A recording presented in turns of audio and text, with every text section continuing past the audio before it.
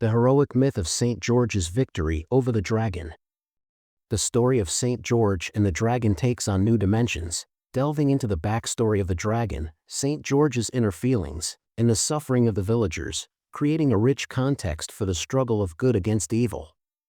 St. George's life is an example of courage, faith, and selflessness that inspires many generations. Long ago, when the world was still breathing miracles and every path was fraught with danger, there lived a man whose name became a legend, St. George. George was born about 280 AD in the city of Lydda, modern Lod, located in the province of Palestine, which was then part of the Roman Empire. His family was noble and wealthy, hailing from Cappadocia, a region in what is now Turkey. George's father was a high-ranking military officer and his mother was a devout Christian. Because of this, George received a good education and upbringing based on the principles of Christianity. He was born in a land known for its harsh landscapes and no less harsh inhabitants, famous for their indomitable spirit and courage. From an early age, George stood out among his peers. The strength of his body was combined with mental purity and deep faith. His parents were Christians, and from a young age George absorbed the teachings of Christ, imbued with love for God and compassion for his neighbor. He grew up a sturdy boy, and every day brought new challenges that hardened his character. As a child, George learned to handle weapons, for in those days the ability to defend himself and his loved ones was a vital skill. As a teenager, he already impressed others with his endurance and skill in battle, but his heart remained soft and responsive. Georgie never allowed himself to forget mercy and always tried to help those who needed protection. When the time came, George joined the Roman army. Here his talent as a warrior blossomed to its fullest. Officers and soldiers admired his skill in combat, strategic thinking and fearlessness in the face of the enemy. But it wasn't just his fighting skills that made him respected among his comrades in arms. His wisdom and fairness earned him the trust and love even among senior commanders. It would seem that his military career was successful and George's future promised to be bright and cloudless. However, fate had prepared a different path for him. One day, performing another mission, Georgie found himself in a distant land where cruel pagan customs reigned. The small town of Lawrence was cozily hidden among dense forests and majestic mountains, as if protected by nature from the stormy winds of time. The inhabitants of this place were simple but hard-working people, whose days were spent tending to the land and livestock. The fields around Lawrence yielded a rich crop of bread, and herds of cows and sheep provided milk and meat. Life flowed smoothly and quietly until the dragon came. He was called Visigon, a name that inspired awe in anyone who heard it. This predator was more than just a dangerous animal, it was more than that, it was a threat that loomed over the village, filling the hearts of the people with fear and hopelessness. No one knew exactly where the creature had come from, but old tales said that it had once been a beautiful creature born in the depths of the mountain ranges. The Visigon dwelt among the stars and was a guardian of the world, preserving the peace of nature and protecting the harmony of the universe. But human greed changed everything. Humans, hungry for power and might, decided to subjugate this great creature. They tried to manipulate its mind, to use its power for their own selfish purposes. Each betrayal and deception broke Visigon's soul, gradually turning his heart to ice stone. He no longer saw people as friends and allies, now they were enemies to be punished. And so, when hatred had completely taken over him, Visigon became the monster that everyone feared. He became the embodiment of evil, destroying and annihilating everything in his path. At night, he appeared in the nightmares of the townspeople, demanding sacrifice to satisfy his hunger and express his rage against humanity. Sacrifices became a ritual, and every month the locals were forced to give up one of their children or young girls to appease the dragon. Every day the dragon demanded a sacrifice, a young girl was given to it, which it devoured alive. This horrible ritual became an inevitable part of life for every resident of Lawrence. Young girls, barely old enough to marry, began to live in fear, knowing that any day could be their last. Their families tried to hide their daughters away from the dragon's eyes, but the Visigon always found their prey. When it was the turn of Eliza, daughter of the local king, it was clear to the villagers that Visigon would not stop until he got his payment. Eliza wasn't just a beautiful girl, she was a true gem of her people. Her golden hair shone in the sun, and her eyes radiated kindness and wisdom. Everyone loved her for her kind disposition and readiness to help anyone who was in trouble. But her beauty proved to be a curse, for it was she who attracted the dragon's attention. The king and the people were desperate. He loved his daughter more than anything in the world, and the thought of her having to go to meet the dragon tore at his heart. The people felt pain and fear too, realizing that the loss of Eliza would be an irreparable loss to the entire community. They prayed, asking the heavens for a miracle, but there was no answer. The priests held services, trying to find comfort in the words of the scriptures, but even their faith began to waver. Every night, the people of Lawrence gathered in the main square where a single candle burned, a symbol of the hope they so desperately wanted to keep. They discussed who the dragon would choose next, and each of them realized that tomorrow it could be their daughter, sister, or friend. Fear crept into every family and people began to lose faith in a better future. Eliza, though frightened, tried to remain calm. She knew that her people needed support, so she did her best to bring hope into the hearts of those around her. She told them not to give up, to keep fighting and to find a way out of this situation. But inside her, there was also anxiety boiling inside her. No matter how hard she tried to hide her excitement, the fear of the upcoming meeting with the dragon did not leave her. Georgie heard about the disaster and decided to help the unfortunate girl. He knew that time was of the essence and that every moment of delay could cost someone their life. Armed with his sword and shield, he put on his armor and set out to meet the ominous monster.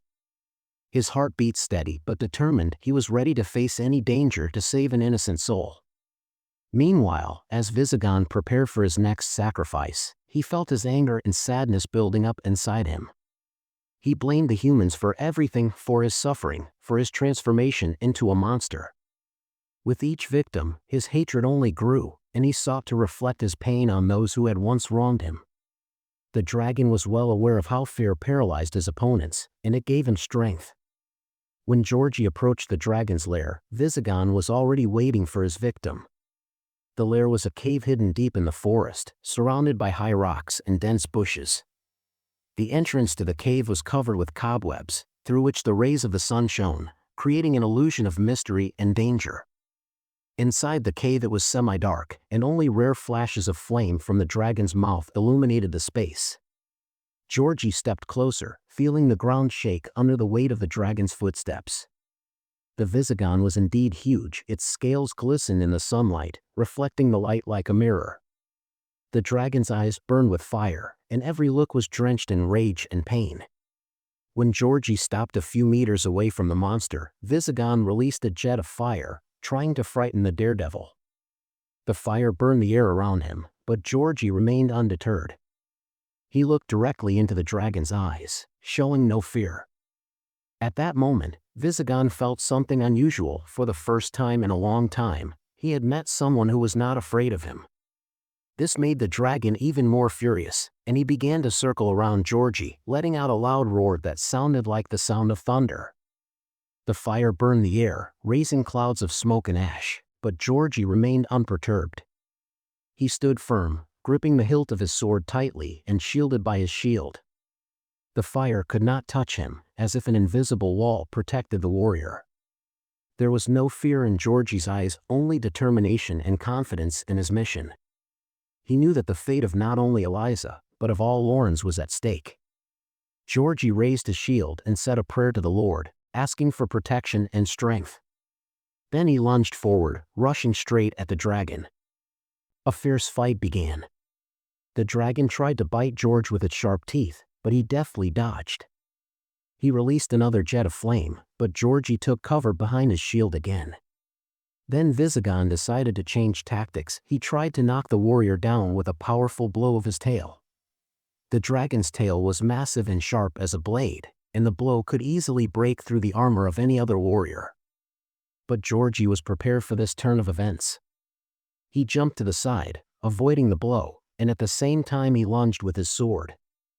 The blade sliced through the air, leaving a glittering trail behind it, and slammed into the dragon.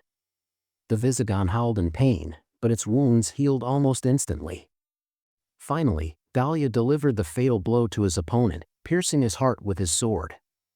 The Visigon let out one last roar of pain and anger before collapsing to the ground. The ground shook from the impact and dust rose into the air, enveloping everything around him. When the smoke cleared, Georgi saw that the dragon was dead. Georgi lowered his sword and crossed himself. He knew that he had accomplished his mission, and now the city would be free from the threat. His body slowly began to dissolve into thin air, leaving behind only ash and the memory of his existence. The dragon collapsed to the ground, and the citizens of the city who had been watching the fight cheered. They were freed from their tormentor, and everyone thanked George for his feat. The girl was returned to her father safe and sound, and George became the hero of the whole country. However, George was not looking for fame or riches. His heart was filled with humility and deep faith. He understood that the true reward was not in earthly goods, but in serving God and helping his neighbors. When the king offered him untold treasures and honors, George only smiled and gently declined the offer. He knew that his path lay further, to new trials and labors for the salvation of souls. So George set out on his journey, continuing his wanderings. In every village wherever he appeared, people welcomed him with joy and hope. He healed the sick, comforted the suffering, and protected the weak. His kindness and courage became legendary, and soon he was spoken of far beyond the land he had saved from the dragon. But the most important thing for George was always the same: to serve the Lord and bring the light of faith to those who needed it most.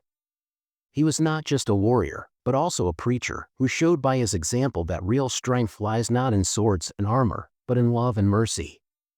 Thus was born the legend of St. George, the victor of the dragon. This story became a symbol of the struggle between good and evil, faith and unbelief, light and darkness. St. George became the patron saint of warriors and the protector of all those who need help. His image still inspires people to feats and good deeds. This story has reached our days through the centuries, passed from mouth to mouth, from generation to generation. It reminds us that even the most terrible trials can be overcome if you believe in yourself and in God. The legend of St. George is not just a fairy tale or a myth, it embodies the ideals of courage, compassion, and self-sacrifice, which remain relevant at all times. The image of St. George is depicted in numerous works of art, icons, frescoes, paintings, and sculptures. His name is mentioned in prayers and hymns, and the Saint's Memorial Day is celebrated in many countries of the world. Every time we see an image of St. George fighting a dragon, we are reminded that good always triumphs over evil, despite all the difficulties and obstacles. This story teaches us that faith and love can work miracles. It reminds us of the importance of fighting for justice and protecting the weak. St. George has become an example for millions of people who strive to live by God's commandments and help their neighbors.